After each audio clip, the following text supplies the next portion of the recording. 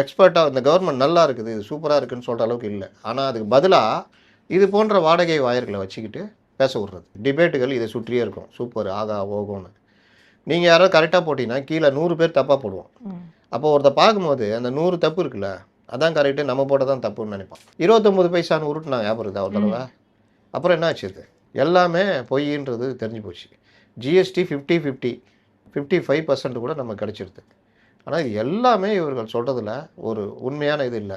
உண்மைன்னா நீங்கள் சொல்லுங்கள், நாங்கள் இவ்வளோ வாங்கியிருக்கோம், இவ்வளோ செலவு பண்ணியிருக்கோம், இவ்வளோ திட்டம் முதலீடு பண்ணியிருக்கோம்.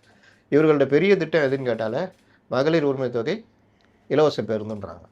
அது திட்டமாக அது அந்த மனநிலை இருக்க மக்கள் தான். நீ 1000 ரூபா கொடுக்குறதுன்றது அவர்களே கூட 1000 ரூபா நம்ம ஏன் விட்டு கொடுக்கணுன்ற மாதிரி தான் வாங்குறாங்க. நீங்கள் நல்ல வருவாய் உள்ளவங்க, கவர்மெண்ட் எம்ப்ளாயி கூட பல பேர் இதில் ஒரு பெரிய ஒரு லேக் இருக்குது. நீங்கள் சரியாக ஒரு இதெல்லாம் கிடையாது, வாங்குறாங்க 1000 ரூபா.